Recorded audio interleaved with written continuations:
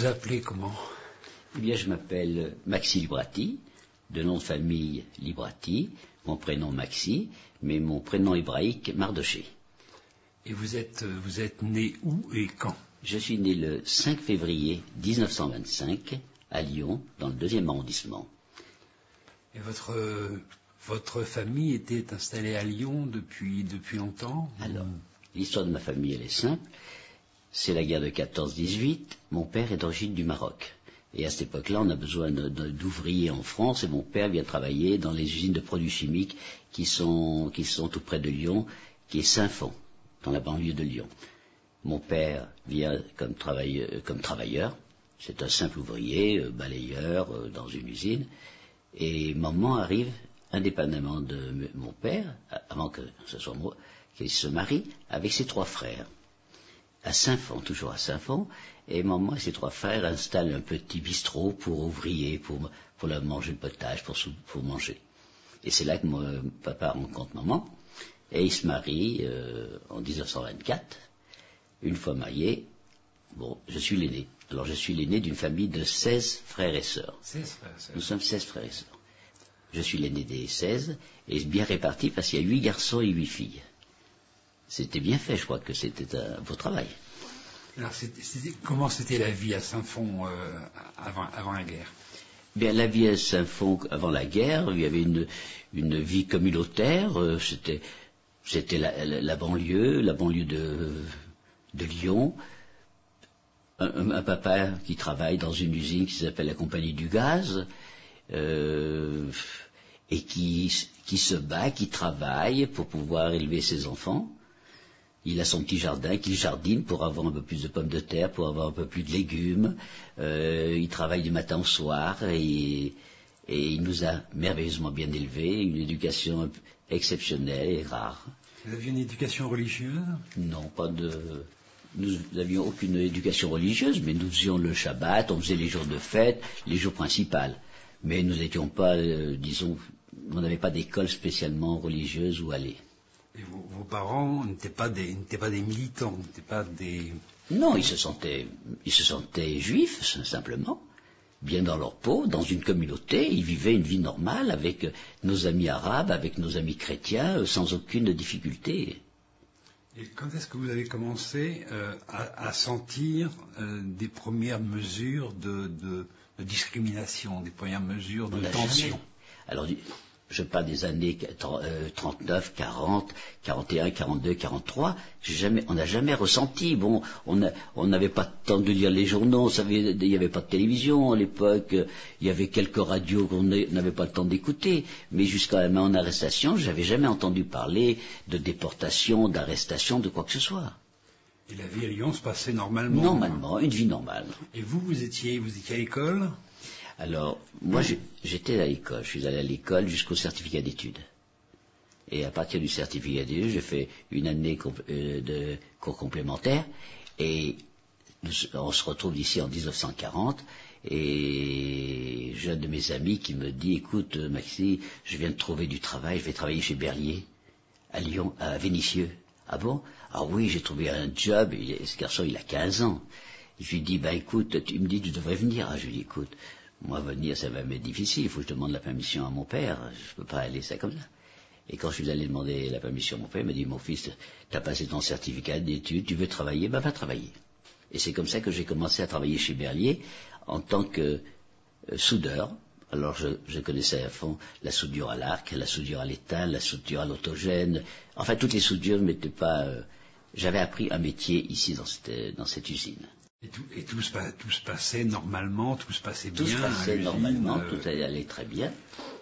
Et jusqu'au jour, puisque nous étions une famille nombreuse, mon papa faisait le marché, il apportait la nourriture à la maison, il travaillait, mais quand nous allions acheter à la campagne, ça coûtait quand même moins cher qu'aller au marché. Ça coûtait à moitié prix. Alors nous allions chez les paysans, et c'est comme ça, lors d'un voyage. J'étais parti un samedi-dimanche avec des amis, nous étions 5-6 amis, et nous étions partis chercher du ravitaillement dans une région à Louhan, tout près, à quelques 50 kilomètres de Lyon. Et c'est là, lors du retour, avec les provisions, avec tout ce que nous avions, il y a eu un contrôle dans le train dans le train, en demandant les pièces d'identité, celui de la Gestapo qui était là, m'a demandé, en voyant mon nom Mardoché, m'a dit, mais tu es juif, toi? Je lui ai dit, oui, je suis juif. Il m'a dit, bon, écoute, tu vas rester avec moi. Alors, mes copains, qui étaient tous d'origine grecque, parce qu'il y avait beaucoup d'étrangers, il y avait des Grecs, des Espagnols, des Italiens, on vivait une grande communauté.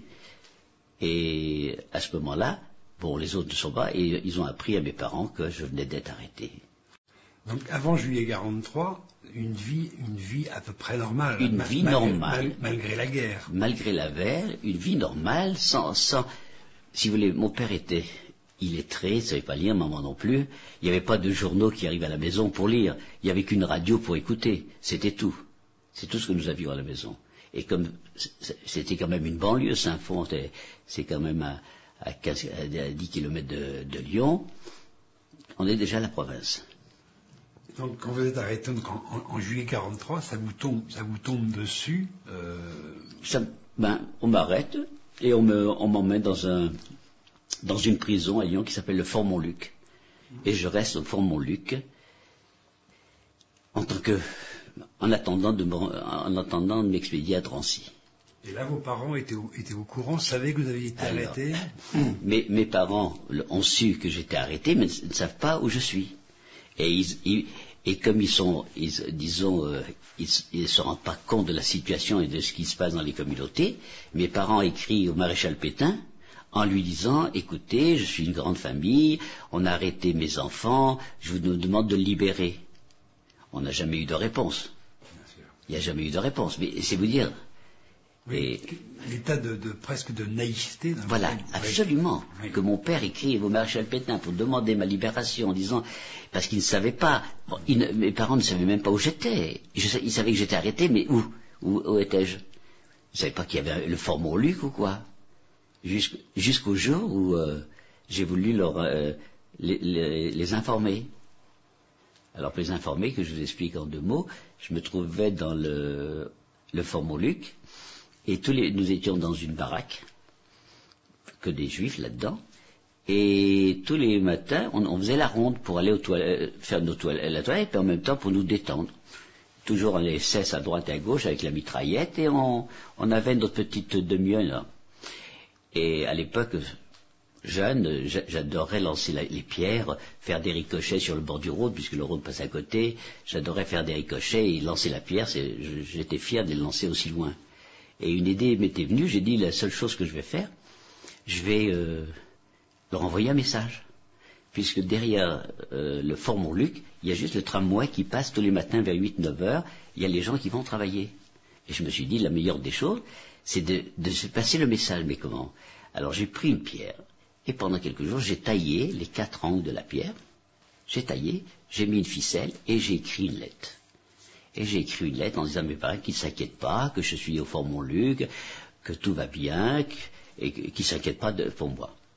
Et j'ai pris cette pierre, et je demande à la personne qui trouvera de transmettre.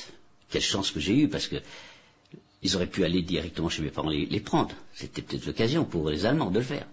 Et je suis innocent, puisque je ne peux pas me rendre compte qu'on va arrêter les Juifs à ce moment-là.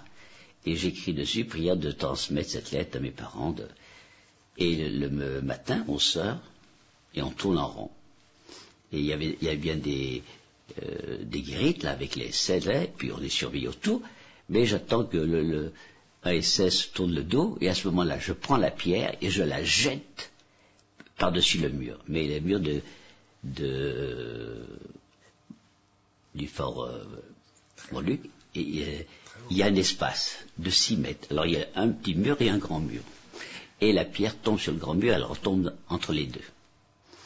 Alors je n'avais qu'une pensée, j'ai pourvu qu'il y ait un gazon, pourvu qu'il y ait de l'herbe, pourvu que on ne voit pas. Et non, le soir même, sont arrivés de SS, et on demandait dans la salle M. Librati. Je me doutais ou quoi. Je suis sorti et on m'a emmené pour un interrogatoire. Et j'étais gosse, je savais pas très bien ce que je pouvais raconter, ce que je dis. On m'a dit, c'est vous qui avez envoyé ça? Je lui ai dit non. Il me dit, c'est vous qui avez envoyé ça? Je lui ai dit non. Ah non, attends. Et on m'a filé, je peux pas les compter aujourd'hui, mais peut-être 15 ou 20 coups de schlag pour me faire avouer que c'était bien moi. D'ailleurs, c'était idiot de dire non, puisque je donne l'adresse et tout, mais j'étais un gosse et j'avais commencé par dire non et je voulais pas revenir sur ce que j'avais dit. Et à ce moment-là, on m'a mis dans une cellule, indépendamment de la grande salle où il y avait tous les déportés. Et je suis resté dans cette cellule. Vous êtes resté combien de temps? Je suis resté là-dedans près de 10 jours, il y a à peu près une dizaine de jours. Mais m'est arrivé encore une autre histoire dans cette cellule. Les cellules ont quoi, 2 mètres sur 2 mètres. On a juste un petit lit avec une tinette pour les besoins. Et il y avait dans cette pièce, au coin de mur, il y avait une petite estrade, pas une petite estrade, un petit, comment dire ça, un petit plateau. Et j'essayais à plusieurs reprises de faire traction pour voir, parce qu'il y avait la fenêtre, je voulais voir tous les matins. On entendait des voitures sortir, rentrer, et rester des journées entières dans une cellule à ne rien faire. Il y a de quoi s'ennuyer quand il n'y a pas de quoi lire. Alors je me suis entraîné pendant un bout de temps pour réussir à monter. Et j'ai réussi à monter sur cette tente, et je regardais par la fenêtre, mais toujours aussi innocent. Je ne savais pas que aussi les gardiens regardaient les cages, les fenêtres. Et un beau jour, je suis perché là-haut, la porte s'ouvre, et pris en flagrant délit, je descends, ils ne m'ont rien dit, ils ne m'ont pas frappé, ils ne m'ont rien fait, mais on m'a enlevé simplement mon lit, et je sais qu'après, ils ont mis sur la porte « Ohne essen », sans manger, en allemand, sans manger, pendant 5 jours. Alors ça fait que quand j'entendais passer devant moi le chariot pour la nourriture, ça s'arrêtait pas devant moi. Et je suis resté pendant 5 jours en punition, jusqu'au jour où je suis parti sur Drancy. Vous êtes parti donc à Drancy en juillet 43. Hein, en juillet 43, en effet. Et alors Drancy, c'était... vous avez pris le train Alors on a pris un train de Paris, et nous sommes arrivés à Drancy. Combien de temps on a mis la journée entière pour arriver à Drancy. Et vous êtes resté à Drancy un mois, c'est ça? Et je suis resté à Drancy pendant un mois jusqu'au 2 septembre 1943. Et Drancy, c'était comment, Drancy? C'était un peu la promiscuité, c'était un mélange d'enfants, de femmes, d'hommes, où on dormait par terre, sur des paillasses, et un va-et-vient sans arrêt, les appels le matin pour emmener, il y avait des groupes. Parce qu'à chaque transport, c'est des transports environ de 1000 personnes qui partaient. Alors j'ai vu partir beaucoup de transports de ce lieu. Manger, c'est pas ce qui m'intéressait le plus de manger. On avait toujours un potage, quelque chose, mais enfin c'était l'ambiance. Et c'est là que j'ai écrit une lettre juste avant de partir. Avant de partir de Drancy, j'ai écrit une lettre que mes parents ont reçue, qui est ici, dont j'ai encore toujours l'original, qui est là. Je vais vous demander de lire cette lettre. Eh bien, je vais vous lire la lettre.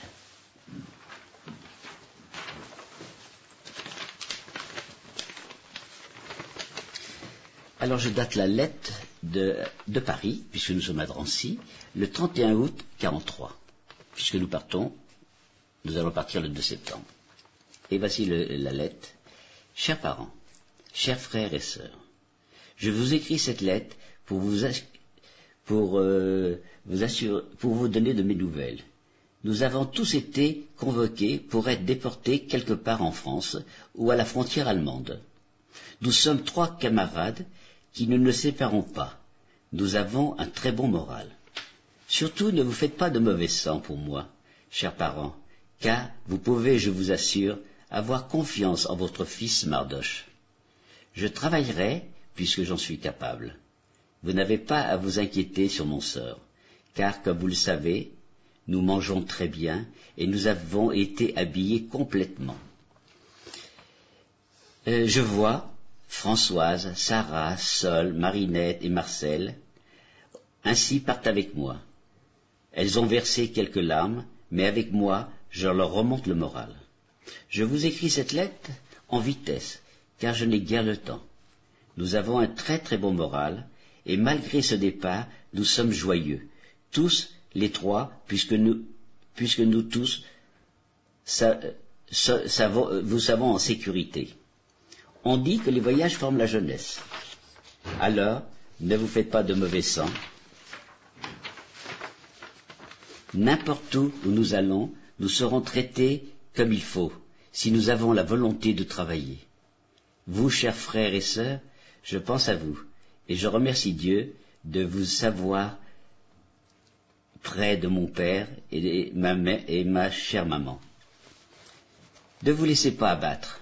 Prenez la vie comme elle vient, car vous pouvez encore avoir beaucoup confiance en votre fils, qui lui a un très bon moral, se porte mieux que jamais, et est encore jeune, et avec beaucoup d'espoir de vous revoir bientôt, plus tôt que vous ne le pensez.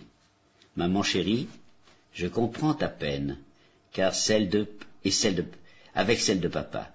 Mais que voulez-vous? C'est la vie. C'est la vie, je m'excuse. Je me suis débrouillé à vous écrire. Ne vous en faites pas. Chaque fois que je pourrai, je tâcherai de vous écrire. Surtout, ne vous faites pas de mauvais sang, si vous ne recevez pas de mes nouvelles. J'espère, chers parents, que vous vous portez bien, ainsi que mes frères et sœurs. Je voudrais que vous puissiez me voir, comme j'ai grossi et bronzé. Maman chérie, j'espère que Mallette te trouvera en parfaite santé, avec un bon moral, si tu ne veux pas être fatigué. Passe le bonjour aux camarades et amis. Embrassez bien mon oncle et ma tante Marcel, que j'aime beaucoup, ainsi que ses enfants, la Perlette, Adolphe, monsieur et madame Bounan, Nina, son mari, et sa famille, Azan, et sa famille. Enfin, tous ceux qui demandent après moi. Schneider, Amiral, particulièrement la famille Christo, qui me rend, tous ces gens-là, ce sont des catholiques, la plupart ici, Christo, qui me rend un grand service, mon chef directeur et camarade. Je vous demande encore une fois, très cher papa, maman, frères et sœurs, de ne pas vous en faire. Je vous en supplie. Pensez à vous. Je me débrouillerai de mon côté. Ne m'envoyez pas de réponse. Nous autres, les célibataires, sommes tous ensemble. Il en arrive tous les jours de Paris. Ils sont presque la plupart de là. Vous savez comment je parlais à l'époque, j'ai 18 ans. Je n'ai plus rien à vous dire pour le moment. Je suis content, très content de vous savoir en sécurité. Un petit voyage, je vous assure, chers parents, cela ne nous fait pas de mal, puisque nous allons voir du pays et que quand nous serons réunis, je pourrai vous raconter mon histoire, qui commence à être belle, plein d'imprévus et de courage et de volonté. Ici, dans le camp, on achève les préparatifs pour 1000 personnes. Le départ est proche. J'ai avec moi 2 couvertures, très chaudes, ainsi que 2 gros pullovers, du linge de camp, 3 chemises, 3 paires de... mais ça devait être puisque c'est effacé dans la lettre, 3 paires, je devais dire des chaussures, 2 maillots de corps, un béret, un blouson, un manteau, une paire de chaussons, des galoches, des brodequins et une paire de pantoufles, etc. Il ne me manque donc rien. Pour nous, c'est la grande aventure qui continue et nous nous engageons joyeusement. Aussi, nous nous en faisons pas. Je termine ma lettre en vous embrassant, cher papa, chère maman, du plus profond de mon cœur, ainsi que mes petits frères, Marcel, Élie, Roger, Émile, etc., avec mes petites sœurs, Rachel, Messodie, Perlette, Alice, Marie, Lisette et Antoinette. Toutes mes pensées sont avec vous, celui qui pense à vous et pour la vie, signé Mardoche. Encore une fois, ne vous inquiétez pas pour moi, pensez d'abord à vous, à mes frères et sœurs.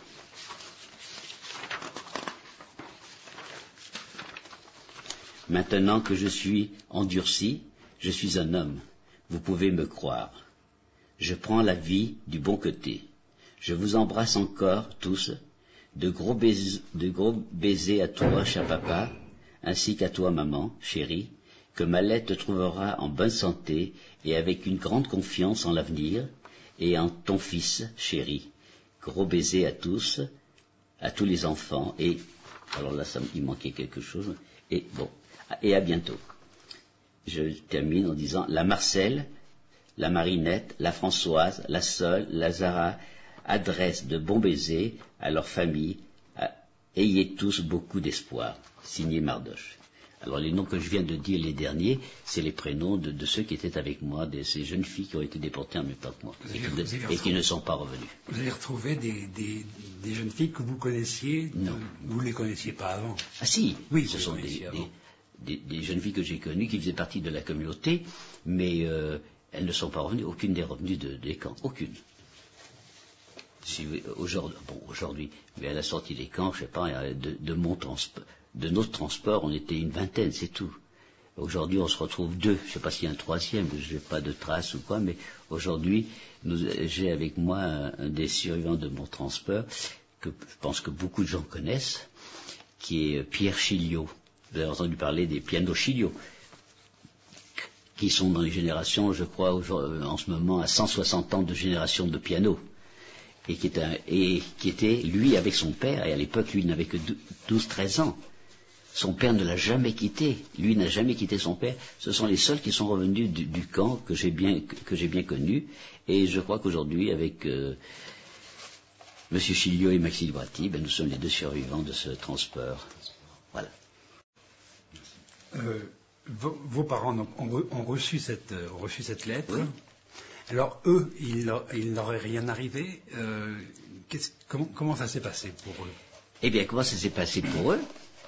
À 2 reprises, les collaborateurs sont venus chercher mon père, la première fois à la maison, et ils sont entrés à la maison, ils ont demandé après mon père, maman était là, maman leur dit, écoutez, il n'est pas là, il est parti, il est au travail, il n'est pas là à cette heure-ci. Alors, ils ont commencé à fouiller dans les tiroirs, c'était vraiment dégueulasse, on va dire, ils ont trouvé une petite bague, ils ont trouvé quelques insignifiantes qu'ils ont ramassées dans les tiroirs pour essayer de voler quelque chose. Ils sont partis, ils ont dit, écoutez, vous direz à votre mari que nous passerons un peu plus tard. Bon, et ils sont partis. C'était qui ça? C'était la police? C'était les collaborateurs de la milice. Oui, la milice. C'était la milice. Ensuite, ils sont allés une seconde fois à l'usine pour prendre mon père à l'usine. Et ils voient le directeur de l'usine, et puis le directeur, écoutez, il n'est pas là, je l'ai envoyé en course, il ne tardera pas. Bon, ils ont attendu une petite demi-heure, non, il n'est pas. Ils sont partis. Et le directeur lui a dit, il s'appelle monsieur Georges Amblard, c'est le directeur de la compagnie du gaz à Saint-Fond. Il y avait une usine où mon père travaillait, il était employé dans cette usine, et quand il est arrivé, ce monsieur Georges Amblard a dit, écoutez, monsieur Moïse Bratti, c'est fini, hein, il faut que vous partiez. Alors moi j'ai une maison à la Tour du Pin, je vous prête ma maison et vous partez avec votre famille. Et mon père, sur le coup, il voulait attendre, et puis comme il a vu qu'ils n'arrivaient pas, eh bien, la première heure du matin, comme une lubie, il s'est levé à 2-3 heures du matin, il a habillé les enfants, il a pris les bagages, et ils ont pris le premier train, parce que pour aller à Lyon, il n'y a pas d'autre communication que le tram. Alors, ils ont pris le tram, ils étaient là-bas à 4 heures du matin, le tram devait partir vers 6 heures du matin, ils sont montés dans le premier tram, ils sont arrivés à Lyon, ils ont pris un car, et ils sont allés à la Tour du Pin. Le patron, qui est ce monsieur dont je vous parle, la famille de Georges Amblard, qui a eu, de la part d'Israël, la médaille des Justes, et il y a un arbre planté à sa mémoire, et qu'on a honoré, et cet homme et cette famille ont reçu toute ma famille à la Tour du Pin. Ont reçu toute la famille à la Tour du Pin. Et la maman a placé à la Tour du Pin, dans chaque ferme, elle habite 2 enfants. Alors vous voyez, il y avait 5 fermes, et maman travaillait comme cuisinière chez un paysan, papa travaillait comme jardinier chez son patron, dans sa propriété, et ils sont restés jusqu'à la Libération, où ils sont rentrés. Donc ils ont été cachés pendant toute ils ont été cachés toute la guerre, depuis 43-44, jusqu'à la Libération. Alors vous êtes parti donc de Drancy par un convoi, vous êtes parti en septembre 43. Je suis parti le 2 septembre 43. Alors on nous a rassemblés, nous étions 1000 personnes, exactement 1000 personnes, je sais pas si 1002, 1003, 1000 personnes, et nous avons pris le train à Drancy, Et c'est de là que, à Bobigny, puisque le train partait de Bobigny, et c'est là que nous sommes partis pour le camp d'Auschwitz-Birkenau. Et le voyage s'est passé dans des... Vous racontez, c'est impensable, nous étions 100 par wagon, je ne sais pas si vous imaginez, magasin 100 dans un wagon bestiaux, avec une simple tinette où les gens pouvaient faire leurs besoins qui, en roulant, il y en avait de partout. Je ne sais pas si vous voyez un petit peu, mais ça a été aussi une des grandes chances. Disons, ça a été un peu le commencement de mon histoire, la grande chance de ma vie. Je vous raconte une anecdote qui est extraordinaire, qui, je pense, fait partie de ces histoires. Le wagon qui est devant nous, de l'intérieur, a eu une échappée. Quelques jeunes ont réussi à soulever les planches, à se laisser glisser et à s'évader de ce train. Mais derrière, il y avait les SS qui surveillaient au départ du train et à l'arrivée. Et ils ont vu quelque chose qui se passait, ils ont tiré l'alarme, le train s'est arrêté, on ne comprenait pas. Nous étions, dans les wagons, le train s'est arrêté, et ils sont courus après ceux qui s'étaient évadés, ils les ont tués. Il y en avait trois ou quatre, je ne peux pas vous dire c'est exactement après combien il y en a eu. Et alors on a fait descendre du wagon où ils étaient toutes les personnes, les 100 personnes qui étaient à l'intérieur. On les a fait déshabiller. Ils étaient complètement nus. On leur a fait déposer par terre, en bas du wagon, on leur a fait déposer tous leurs habits, et on leur a donné une couverture à chacun. Et chacun est remonté dans le wagon avec cette couverture. Le train a redémarré, mais quand nous sommes arrivés à Auschwitz-Birkenau, la première des choses, un camion était là, à l'arrivée, on a pris ces 100 personnes qui étaient dans ce wagon, moins ceux qui ont été éliminés, on les a mis dans ce camion, ils sont partis directement à la chambre à gaz. Alors imaginez-vous que je sois moi dans ce wagon. Vous voyez ce que je veux dire? Le destin de chacun. À un moment donné, on ne sait pas pourquoi. Ici, j'ai la chance d'être dans le wagon d'à côté, j'aurais pu très bien, en montant, être monté dans ce wagon. Aujourd'hui, je ne serais pas là en train de vous parler, certainement. Mais voilà comment ça s'est passé. Alors voilà un petit peu déjà. Et alors on arrive bien entendu à Auschwitz-Birkenau, où il y a eu la sélection. Alors bien entendu, vous connaissez, on peut encore répéter, la sélection, on a mis les enfants avec les parents d'un côté, et les gens âgés de l'autre, et ensuite on a sélectionné parmi les jeunes gens qui restaient. Les jeunes gens qui restaient, ils ont sélectionné 250 à peu près de personnes, entre les femmes et les garçons et les hommes, sur les 1000, et j'ai fait partie de cette sélection. Vous allez me dire, mais comment? Ben oui, facile, on m'a demandé mon métier, et comme je vous l'ai dit tout à l'heure, je ne vais pas raconter toute mon histoire, je vous parlais que j'étais soudeur, mais pendant une période, entre la partie où j'étais soudeur et la partie où avant d'être arrêté, j'avais appris un métier parce que à l'usine Berliet où je travaillais, l'ingénieur m'avait dit, écoute Maxi, moi je vais te donner un conseil. Tu travailles là, mais moi je serai à ta place, j'irai apprendre un métier. Parce que si tu apprends un métier, ton avenir est assuré pour le restant de tes jours. Quand vous entendez quelqu'un qui vous raconte ça, première des choses, quand j'arrive à la maison, je dis à mon père, c'est papa, l'ingénieur m'a dit que si j'apprenais un métier, mon avenir était assuré. Comme je vous dis, mon papa était bon. C'est intelligent, mais il était illettré. Lui, dès l'instant où on portait une blouse blanche, pour lui c'était un dieu, c'était une référence. Et il me dit, écoute, je lui dis, voilà, il m'a dit, moi j'ai un métier que j'adore et que j'aurais aimé faire, c'est d'être ajusteur-tourneur. Ajusteur-tourneur parce que c'est un métier de précision, Et je lui dis, est-ce que tu permettrais que j'aille suivre? Et textuellement, mon père m'a répondu, mon fils, je me suis passé de toi jusqu'à présent. Eh bien, va apprendre un métier, je me passerai de toi. Et c'est comme ça que j'ai été apprendre. Mais alors l'aventure, je voulais être ajusteur-tourneur. Et lorsque nous avons fait le test à l'école qui est rue de Dieu à Villeurbanne, on peut retrouver, cette école existe, rue de Dieu, une école de formation professionnelle, j'ai voulu passer mon test. Et quand j'ai passé mon test, on m'a dit, non monsieur, vous serez serrurier forgeron.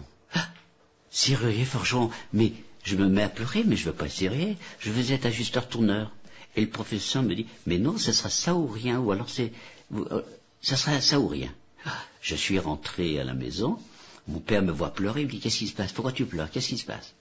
Je dis, comment, qu'est-ce qui se passe? Je veux apprendre un métier, ajusteur-tourneur, c'est ce qui me passionne, c'est ce que j'aime, et c'est mon avenir, et il veut que je sois serrurier forgeron. Et mon père, écoutez, la réponse me dit, écoute mon fils, le professeur est plus intelligent que toi, alors tu vas faire ce qu'il te dit. Tel que, je tombe des nues, mon père a dit ça, et ben je vais, et j'apprends le métier de serrurier forgeron. Alors tout ça pour arriver au départ, quand je suis sélectionné, quand l'Allemand me demande, qu'est-ce que tu fais? Alors je lui dis, je suis serrurier forgeron. Mais l'Allemand n'a pas compris, mais il y avait l'interprète. Il dit, is a Schlosser? Ah, Schlosser? Ah, j'ai besoin de ça. Et c'est comme ça que j'ai été sélectionné et que la chance encore m'a souri une première fois. Et c'est comme ça que j'ai pu être parmi ceux qui sont restés dans le camp. Alors, dans le camp, d'abord, vous avez donc travaillé comme... vous faisiez quoi? Alors, dans le camp, j'ai rien fait, parce que nous sommes arrivés, vous avez vu, le 5 septembre 1943, et nous sommes restés en quarantaine dans le camp de Birkenau, Auschwitz-Birkenau. Birkenau, c'est Auschwitz II, c'est l'agrandissement du camp de Auschwitz I. Et nous sommes restés ici en quarantaine. Mais ne croyez pas que la quarantaine, c'était facile, qu'on attendait, qu'on était là au soleil, qu'on attendait. Tous les matins, nous avions l'appel. Et tous les matins, il y avait une sélection. Quand le SS avait décidé, quand il voyait le nom, quand il avait décidé que celui-ci était pas très costaud, pas très bien, un peu maigre pour travailler, comme il en arrivait tous les jours, vous savez certainement mieux que moi, le nombre d'arrivées, chaque jour, il y avait 2000, 3000 qui arrivaient tous les jours. Et quand je me suis retrouvé, j'ai perdu le filon là. Oui, on est resté en quarantaine et tous les matins à l'appel, on sortait à 6 heures du matin, le chef de bloc nous sortait, le SS arrive à 8 heures du matin, et nous étions déjà transis de froid déjà à ce moment-là, à attendre, et le SS quand il avait nommé celui-ci enlevé, on lui relevait son numéro, je ne sais pas si vous avez vu, mais il y a ici, nous portons tous un numéro qui est ici, je vais vous le montrer, que vous sachiez. Il porte le numéro 145 922. Voilà. Vous voyez ce numéro? Alors, de ce fait, quand on est resté pendant 3 semaines, il relevait le numéro de ceux qui n'étaient pas en bonne santé et le capot du bloc, le matin, les expédiait à la chambre à gaz. Et il y avait d'ailleurs, puisqu'il en arrivait tous les jours. Et on est resté en quarantaine. Et un beau matin, persuadés, on nous a ramassés, réveillés à 5 heures du matin, on nous a réveillés, on nous a fait sortir, et on était persuadés, c'est fini, on va tous aller à la chambre à gaz. Eh non, c'est la grande surprise. On nous met dans un train, direction ghetto de Varsovie. Pourquoi ghetto de Varsovie? Vous savez que le ghetto de Varsovie a été détruit, bombardé, en mai-juin 1943, il restait plus rien du ghetto. Et ils avaient pris des commandos d'Auschwitz, ils avaient pris 3500 déportés pour aller nettoyer des ghettos. Quand je dis nettoyer, faire de la récupération. Parce que aussi, la matière première, vous savez que la plupart toutes les maisons polonaises sont faites de briques. Alors il fallait tailler la brique, il fallait récupérer toutes ces briques, il fallait récupérer le plomb, il fallait récupérer le cuivre, le bois, tout était récupérable. C'était quelque chose d'indispensable pour l'Allemagne, c'était une matière première. Et nous étions le premier transport arrivé. Ils avaient construit à l'intérieur du ghetto, ils avaient construit un camp. Et c'est dans ce camp-là où tous les matins, nous étions, tous les jours, on sortait le matin pour travailler à l'extérieur et on rentrait le soir. Et comme ça jusqu'en juillet 1944, où on est parti du ghetto quand les Russes sont approchaient la Vistule, voilà. Alors, quand vous travailliez dans le ghetto, vous étiez nourri comment? Vous étiez... Quand on était nourri, il y avait des cuisines où on mettait dans des grandes marmites et on faisait la queue, on n'avait qu'à tendre notre gamelle, et on nous versait une louche. Alors, si on avait la chance de bien connaître le chef de bloc qui était bien avec nous, il mettait la cuillère au fond et on avait le légume. Si on n'était pas un copain, il prenait le potage au-dessus. Alors vous voyez, il y avait même une différence dans la distribution de la nourriture. Et c'était qu'un potage à midi, puis c'était qu'un morceau de pain le soir, et puis le matin c'était un extrait de café, voilà. Et vous faisiez quoi matériellement? Alors, le camp qui était construit, tous les matins sortaient du camp les commandos pour aller dans le ghetto pour récupérer tout ce matériel. Nous étions dirigés par des Polonais qui venaient de l'extérieur, des entrepreneurs, pour diriger, mais entourés des SS mitraillettes à la main. Et on travaillait, on rentrait le soir. Et comme ça, pratiquement jusqu'au moment où Et vous ramassiez des briques, vous faisiez quoi? Alors, j'ai eu plusieurs. Disons que mon destin s'est joué un peu à ce moment-là. J'ai travaillé dans ce travail à faire de la récupération, mais à un moment donné, j'avais comme ma meilleure relation.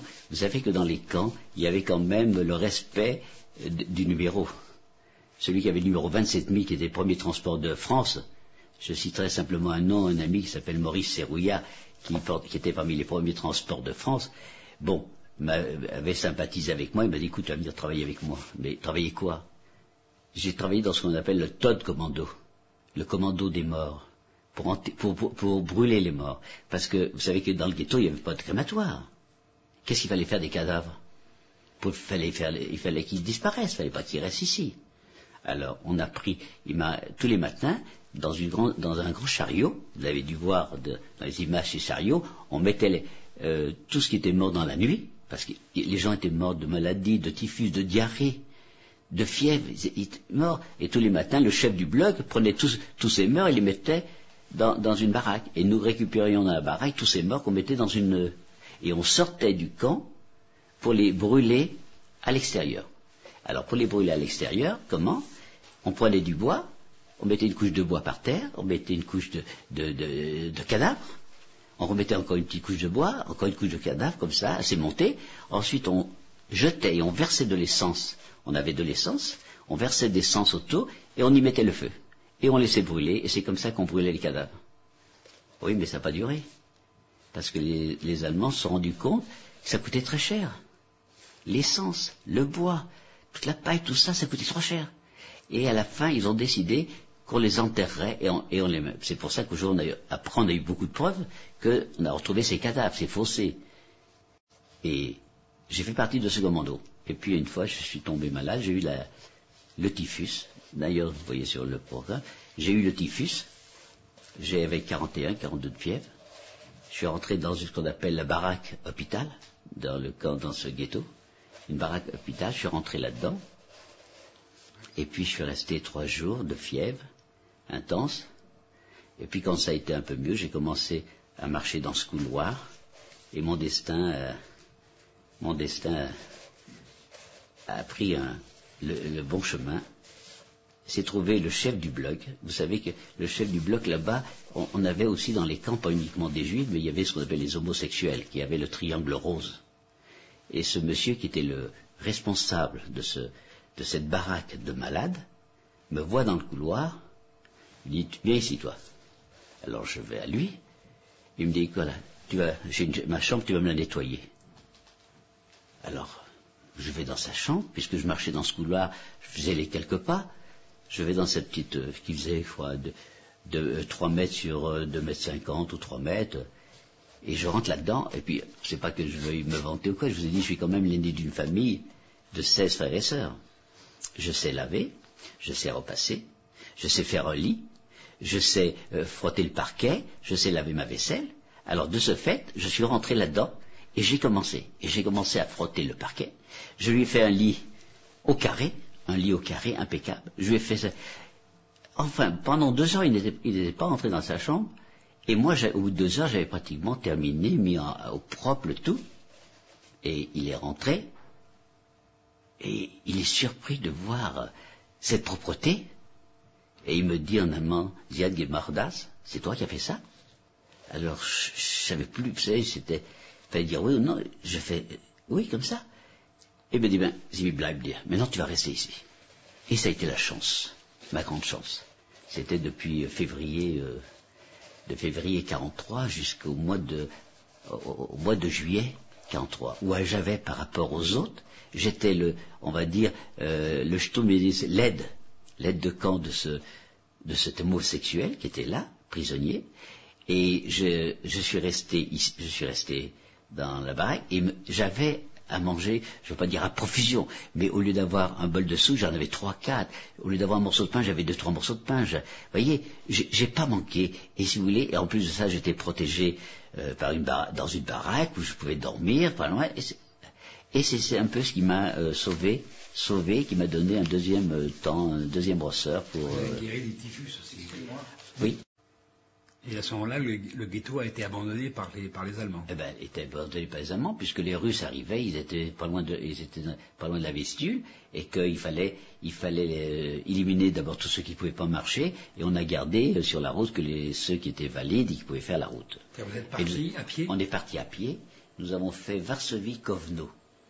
Kovno qui se trouve entre 100 et 110 km de Varsovie. Et nous avons fait ça en 3 jours de marche. 3 jours de marche. Et alors, vous voyez déjà la date, fin juillet, il faisait torride, sans manger, sans boire. Bon, mais ce serait trop long aujourd'hui, je crois qu'il y aurait pas assez de cassettes aujourd'hui pour enregistrer, parce que je peux vous dire qu'il y a eu plein d'aventures pendant ces 3 jours de marche, comment on a approché une rivière, et qu'on ne nous a pas laissé, que les SS ont fusillé les quelques-uns qui allaient pas goûter de l'eau. Et qui, en fin de compte, oui, mais c'était un peu... Et puis, l'idée m'était venue, puisqu'il y a de l'eau à côté, il n'y a pas de raison qu'on ne trouve pas de l'eau juste à côté.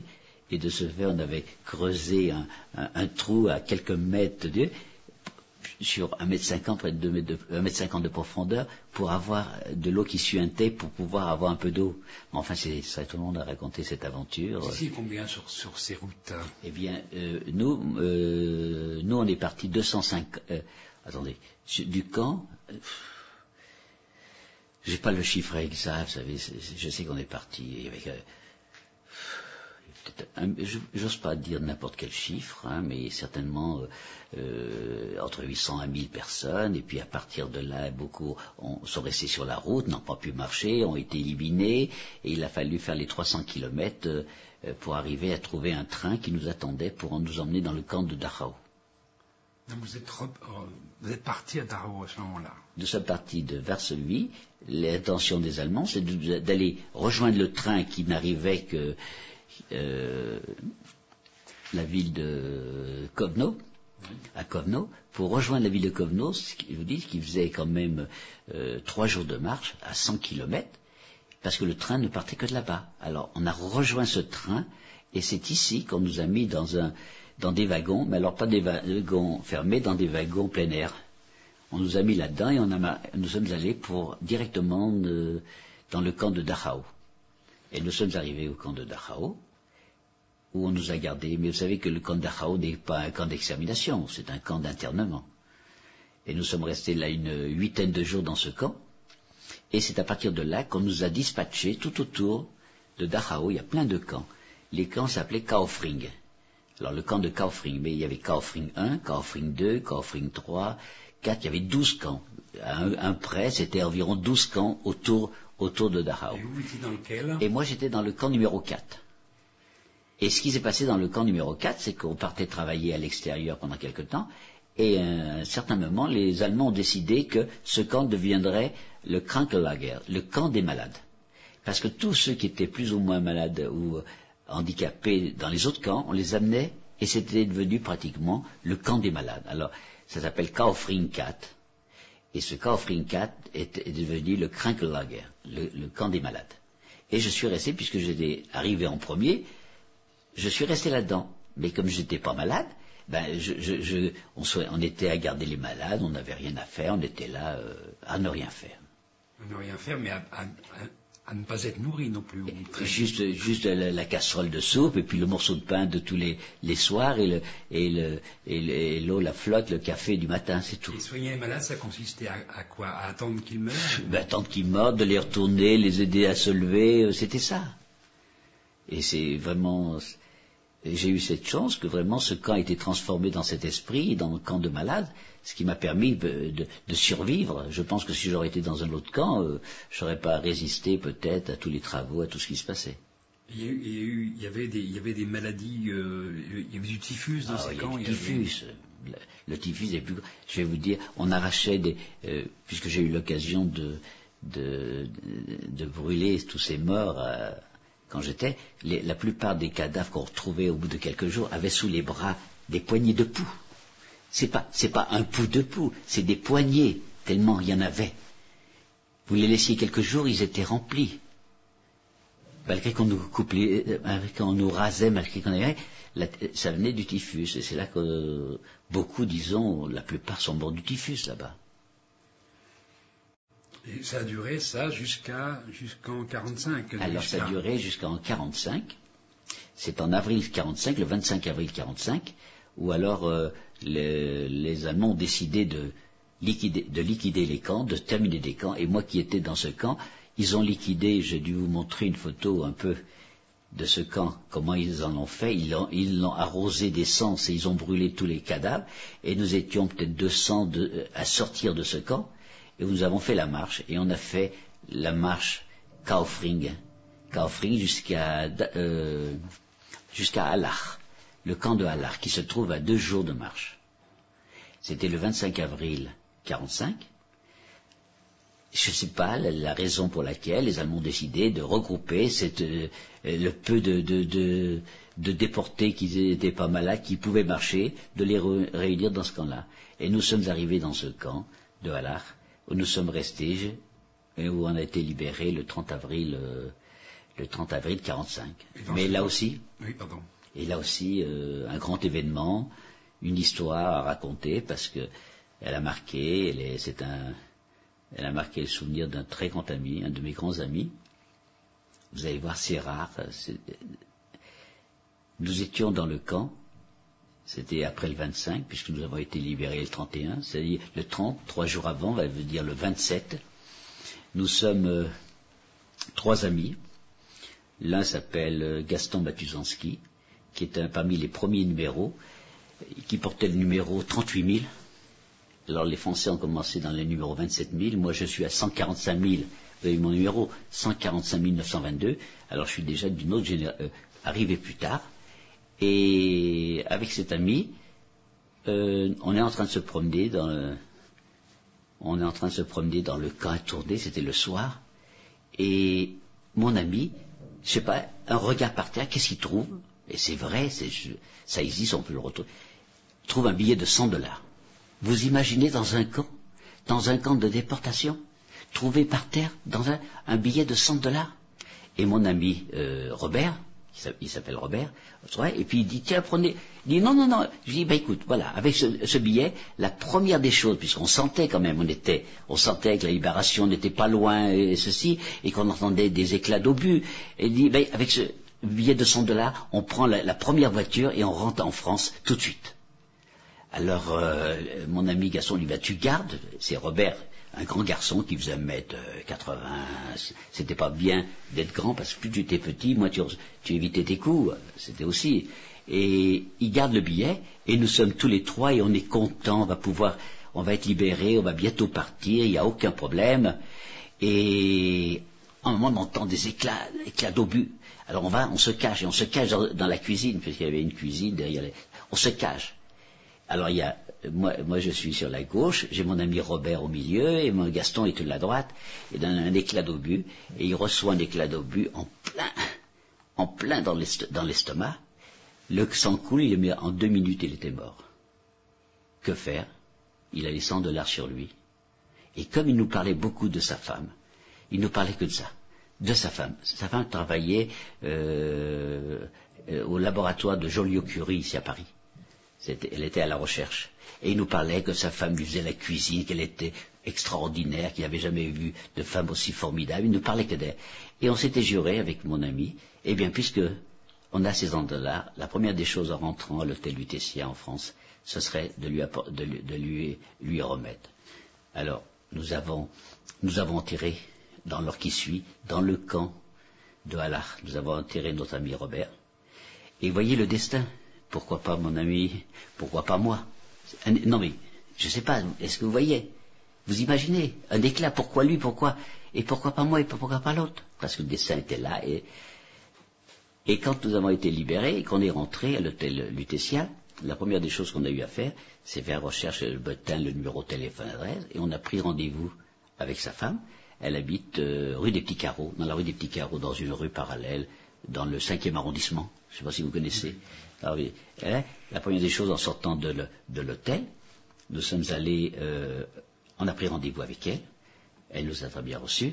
Et puis on lui a dit combien, d'abord, avant tout quoi, on lui a dit combien son mari ne pensait qu'à elle, qu'il ne rêvait que ça, que d'arriver. Et ce malheur est arrivé en dernière minute, et on lui raconte l'histoire de ces $100. On lui dit, voilà, puisqu'il les a trouvés, c'est à vous. Elle n'en voulait pas. Et on lui a dit, si, mais ce que nous voulons, c'est que vous l'encadriez. Vous allez le mettre dans un cadre, vous mettrez vos $100 dedans, et vous serez, on va vous dédicacer en dessous, et on lui dit de la part de notre ami Robert. Et c'est comme ça qu'on a. J'ai revu quelque temps après, mais c'est vrai que ces années ont tellement passé vite que j'ai pas eu le temps. Mais je suis certain qu'il faudra que je prenne contact et je revoie un peu la personne. Et c'est comme ça qu'elle a ce cadre, ce tableau à la mémoire de son mari. Vous veux dire que les bombardements faisaient aussi des victimes dans les camps? Les bombardements, comme ils avançaient, les Américains, l'obus éclate en l'air, mais une fois que l'obus s'éclate et qu'il tombe, il peut tomber n'importe où. Ils n'avaient pas prévu de bombarder le camp. C'est juste cet obus qui s'est éclaté, qui a sauté, et nous étions encore en plus de ça, nous étions dans les cuisines, derrière les grandes cuves qui faisaient à manger, on se cachait. Et pourquoi pas moi, non, et pourquoi pas moi, pourquoi lui? On se pose la question. C'est le destin. D'accord? Et ça, donc, c'était la veille. C'était la veille de la libération. Alors, les Américains les Américains sont arrivés. La première des choses, ils ont encadré pour pas que... Mais nous, avec quelques amis, nous étions 5, 6, la première des choses qu'on a fait, c'est de sortir du camp et d'aller dans la première propriété d'un Allemand. Et nous sommes rentrés dans cette maison. Et quand ils nous ont vus arriver en treillis, on a réquisitionné la maison, le bas de la maison. On les a fait monter au premier étage en leur disant que s'ils bougeaient, on les descendait, que c'était nous. On est resté et on a commencé à manger ce qu'il y avait à manger. On était affamés, on cherchait à manger. Et puis c'est là qu'après, les Américains qui ont fui de partout nous ont ramassés et on est resté qu'une journée à l'extérieur, on n'est pas resté longtemps. La journée, les 2 journées qu'on est resté, mais ces Allemands ont eu peur quand ils nous ont vus arriver en treillis et qu'on leur a demandé de rester au premier étage, de ne pas bouger, et que nous on avait occupé leur propre maison. Je crois que c'était une leçon à leur donner et qui a dû marquer leur... voilà, c'était... Dans quel état physique vous étiez? Je faisais le poids, je faisais 29 kilos, 29-30 kilos. Aujourd'hui, je fais 69 kilos. Alors, vous voyez, il y a 39 kilos de plus, mais avec un moral de 100 kilos. Et vous n'étiez pas malade? Non, quand j'ai eu, à part le typhus que j'ai eu, et puis quelques maladies de la peau à un certain moment, bon, je suis quand même rentré, quand je suis rentré, j'ai fait quand même 2 années de convalescence.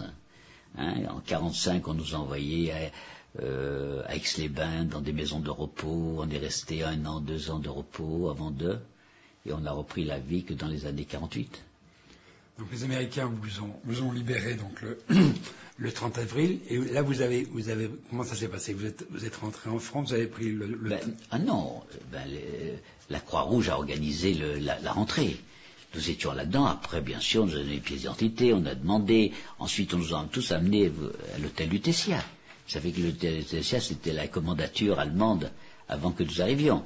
Et de ce fait, de cet hôtel, tous les déportés sont venus. C'est à partir d'ici qu'on a pu nous diriger et puis changer. Et c'est là où vous avez pu reprendre contact avec votre famille? Alors non, pas tout de suite, parce que à l'époque, nous étions de la génération, il n'y avait pas de télévision. Vous êtes d'accord? Il n'y avait pas de télévision. Il n'y avait qu'une radio qui annonçait. Et nous sommes restés quelque temps à se faire dorloter. On ne pensait pas ni à téléphoner ni à savoir. Beaucoup ne voulaient pas connaître un peu ce qui s'est passé, si les parents sont là, pas là. Vous savez, un moment de regoûter à la vie avant de s'inquiéter.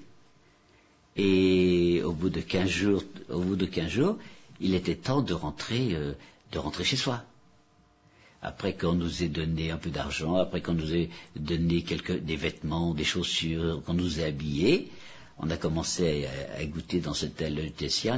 Moi, j'étais resté une quinzaine de jours, et en fin de compte, il fallait que je rentre. Et comme je dis, je peux pas dire. Au départ, j'étais sûr. Enfin, j'étais pas sûr, mais j'étais quand même inquiet. J'étais sûr. Pour moi, la seule chose qui comptait, c'est que je retrouve que mes parents étaient là. Ils pouvaient pas être ailleurs. Mais c'était l'angoisse de savoir. Et on nous a donné un billet de train, une carte d'identité pour pouvoir voyager gratuit pendant quelque temps. Enfin, on avait été habillés et il fallait après attaquer la réalité. Et on nous a mis dans un train qui partait pour Lyon, nous accompagnait pour aller à la gare de Lyon, puisque j'habitais pour rentrer. Alors je partais, pas accompagné, mais chaque déporté était dirigé dans la ville, il prenait le train gratuitement, sans rien. Mais ce que je ne savais pas, c'est qu'à l'époque, il n'y avait que la radio qui marchait. Et la radio annonçait, toutes les heures, les départs de train de l'hôtel Lutetia, de la gare de Lyon, de la gare de l'Est, de toutes ces gares, annonçaient le nom des déportés qui étaient dans le train qui allait rentrer chez eux. Mais je ne savais pas, j'écoutais pas la radio. La radio, on ne l'avait pas. À l'époque, il fallait être dans un appartement, il fallait radio, bon. Et puis me voilà, je prends le train pour le Paris-Lyon. Et j'arrive à la gare de Perrache. Je descends. Et qui est sur le quai? Il y a 150, 200 personnes qui sont sur le quai, qui m'attendent. C'est la surprise, ma mère est là, mes frères sont là, mes sœurs sont là, tout le monde est là, tout le monde m'accueille, mais je suis surpris, mais comment il le sait, je ne sais pas. Eh bien, de Lutetia, il y avait la radio qui partait de l'hôtel Lutetia, qui annonçait tous les jours, annonçait le départ des déportés en direction de Strasbourg, en direction de Lille, en direction de Bordeaux, en direction de Marseille, en direction de Lyon. Et quelqu'un a entendu que Maxi Librati était dans le train et qu'il était parti de Paris et qu'il arriverait par la gare de Perrache ou au Brotteaux. Et quand je descends à la gare des Brotteaux, qu'est-ce que je vois? Sur le quai, près de 200 personnes qui sont là, qui m'attendent, la famille, maman, les frères, sœurs et tout ça. Alors ça a été, je peux vous raconter toutes ces larmes, tous ces pleurs, tout ce moment. Et c'était aussi un des grands moments de ma vie, de retrouver mon père, ma mère, mes frères, mes sœurs. C'était le plus beau cadeau que la vie m'a donné. Et après, vous avez repris la vie normale, vous avez repris le... Non, j'ai fallu 2 années de convalescence oui. à Aix-les-Bains. Aix-les-Bains, où on était dans des hôtels qui étaient payés par les déportés. Où on s'est reposé, j'ai eu pratiquement 2 années entières de convalescence.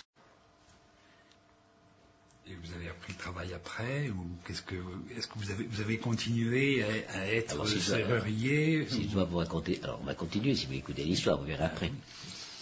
Et je prends, alors, une chose que j'ai oublié de vous dire, c'est que quand j'étais à Paris, pendant que nous étions à Lutetia, il y avait un défilé de familles qui venaient voir les déportés avec des photos en disant: est-ce que vous connaissez celui-ci? Est-ce que vous connaissez celui-là? Est-ce que vous l'avez rencontré? Et le hasard a voulu qu'une dame qui s'était présentée présente une photo à un de mes amis qui s'appelle Gaston Matuszanski, qui vit encore, qui doit avoir aujourd'hui, je pense, 93 ou 94 ans, et qui vit toujours. Bon, il est peut-être pas très malade, mais il vit toujours. Et il reconnaît, il dit: mais je connais, c'est très bien, je l'ai vu moi. Mais alors il lui dit: alors qu'est-ce qu'il est devenu? Eh bien, qu'est-ce qu'il est devenu? Il n'a pas pu résister. La première des choses qu'il a fait, il s'est jeté dans le fil barbelé, il s'est électrocuté. Parce qu'il n'a pas pu supporter plus longtemps les moments qu'il a passés à Auschwitz.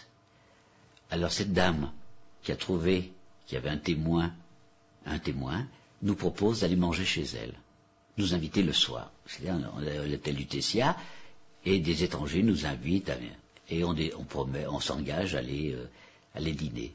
Et nous sommes allés dîner chez cette dame qui s'appelle Madame Kimmel, K-I-2-M-E-L, qui habitait 117 rue Monge, à Paris, dans le 5e arrondissement.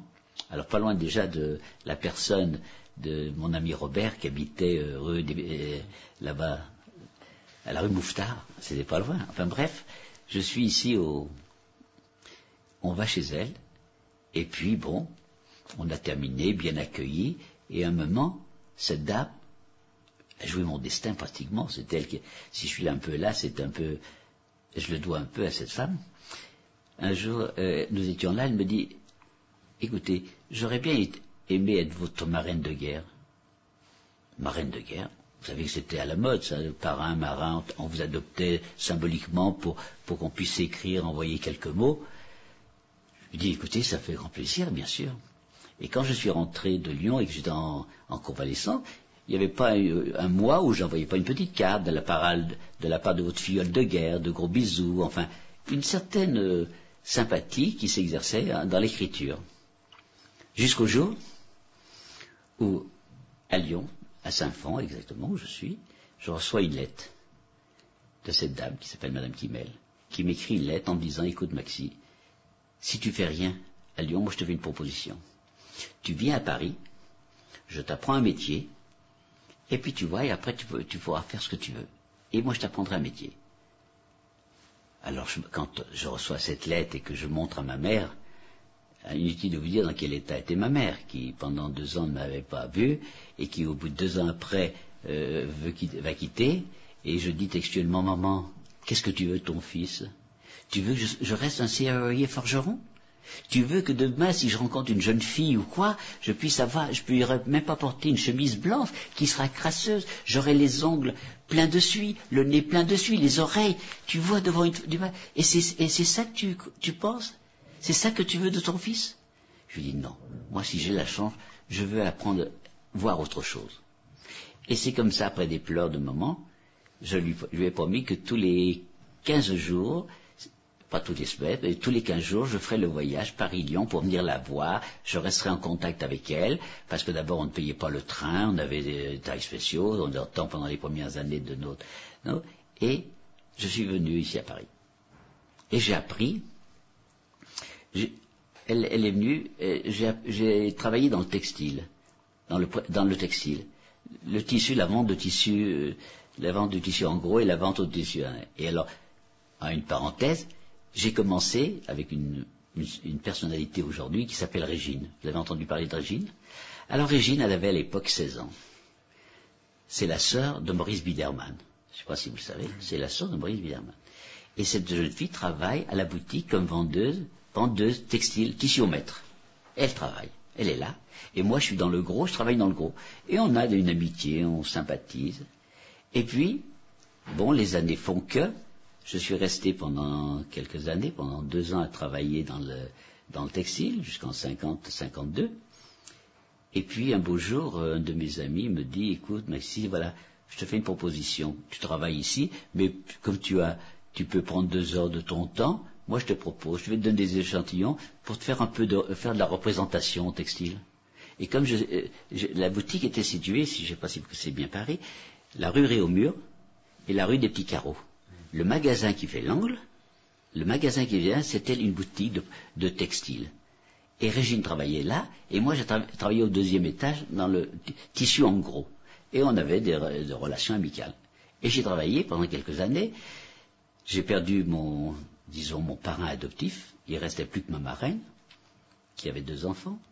Et puis un jour, je vivais chez ma marraine.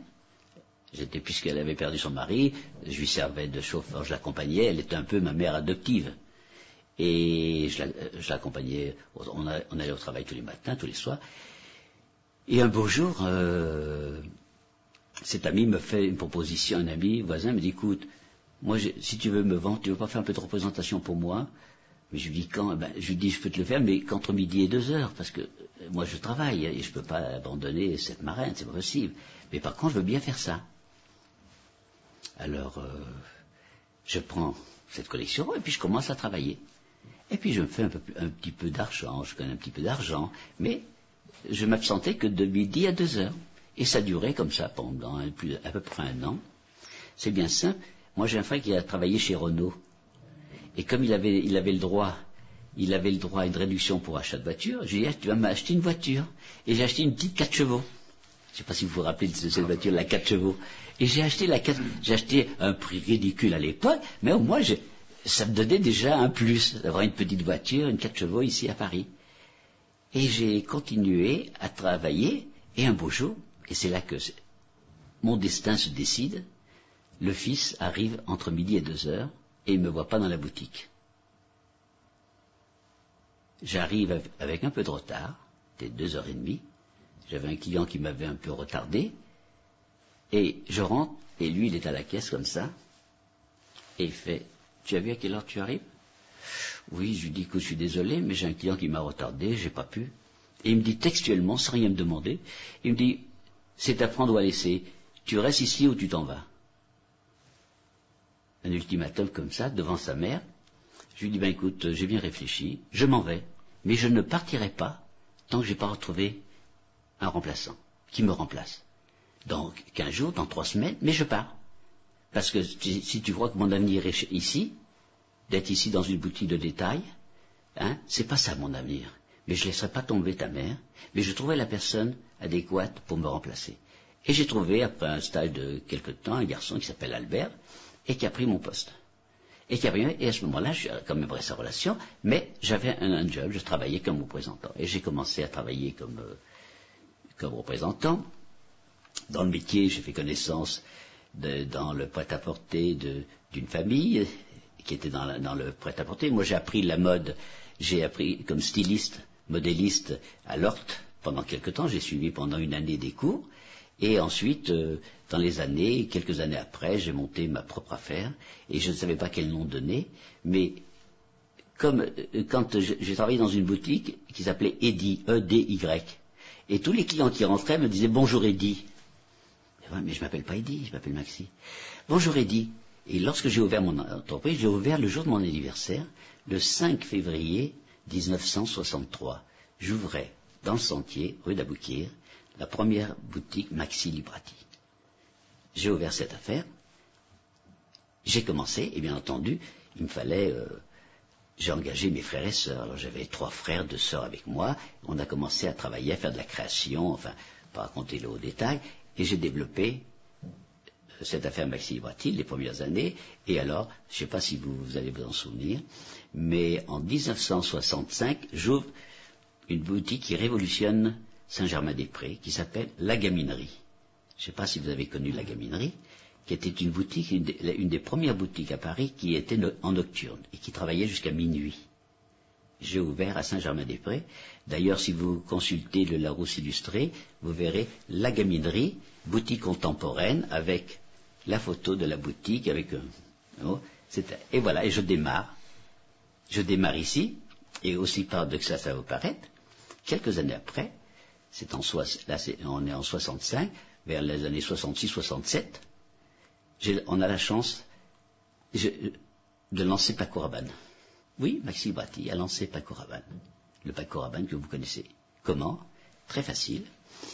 Un jour, moi je fournissais la boutique en tant que fabricant, sous la griffe Maxi Librati, mais on achetait aussi à l'extérieur chez des modélistes. Et un jour, on rencontre Paco Rabanne, qui lui est un fils de la Révolution d'Espagne, qui était venu ici en France, et il avait son appartement place d'Alexandrie. Je ne sais pas si vous connaissez la place d'Alexandrie. Alors, place d'Alexandrie, au 5e étage, il était avec sa sœur, et il coupait que des modèles, il montait que des modèles, il vendait un modèle par-ci, un modèle par-là. Et on le rencontre, on le trouve, et on lui dit, écoute Paco, non. Et on achète chez lui quelques vêtements, mais on achète un vêtement un peu exceptionnel. Je ne dis pas que Paco est fou, c'est un homme un peu exceptionnel. Il avait fait un manteau tout en vison. Mais qu'est-ce qu'il avait fait? Vison coupé comme ceci en losange. Et chaque losange avec un crochet de chaque côté, et tout ça répété.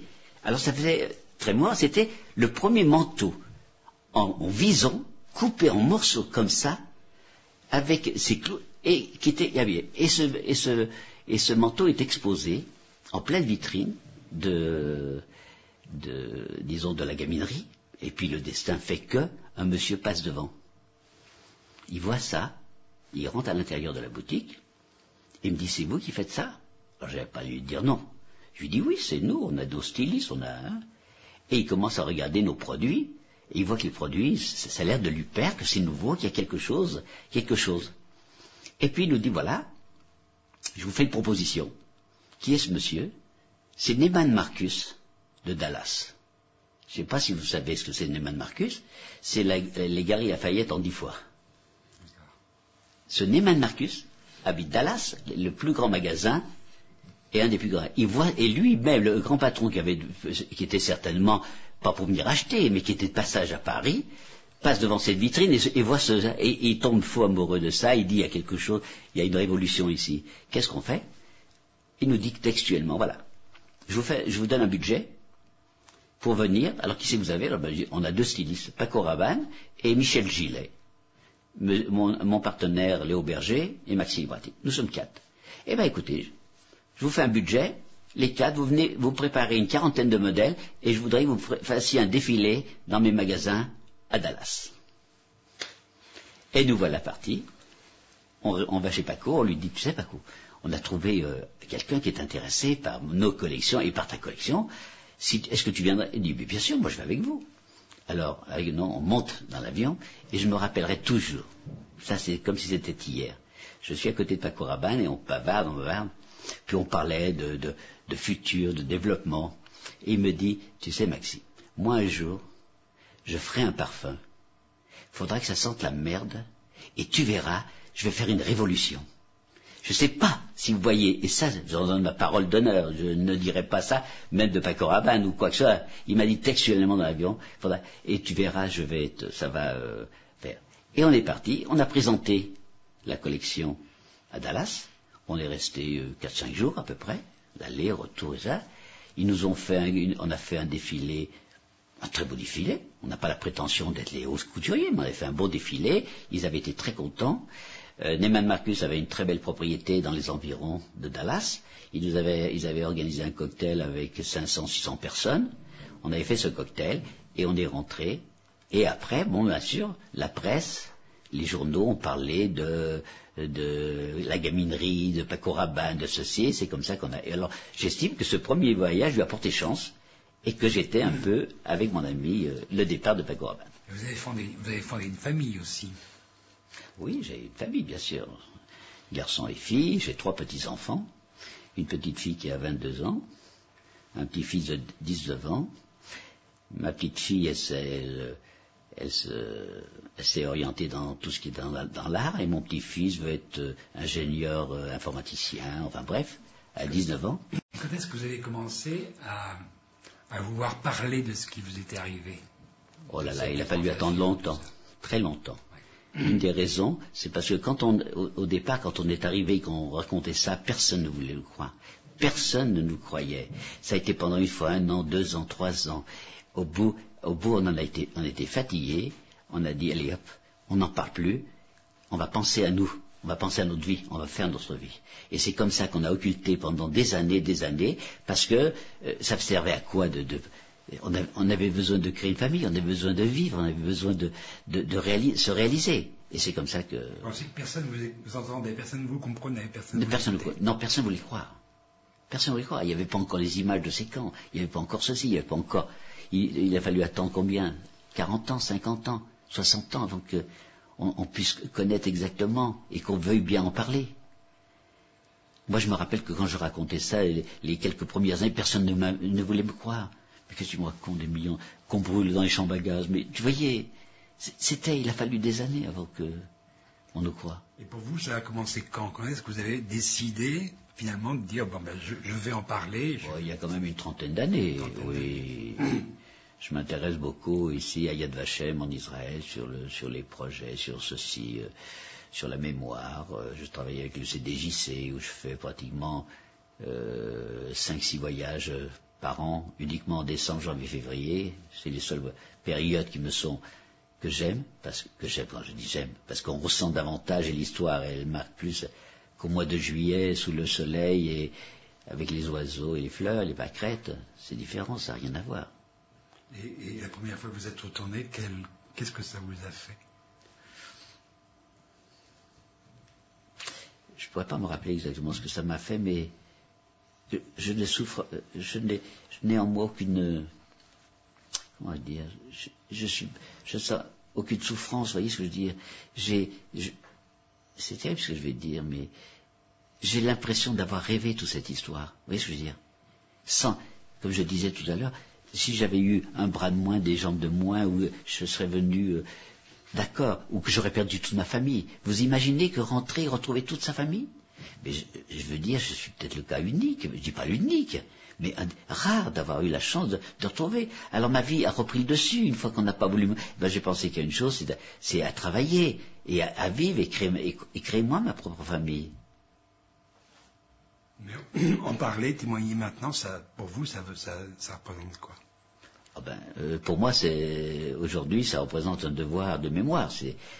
On est encore les derniers survivants ici. Si on ne fait pas ce travail, qui va le faire? Alors aussi longtemps que Dieu me donne la chance de pouvoir être en bonne santé, je continuerai. Merci. Voilà.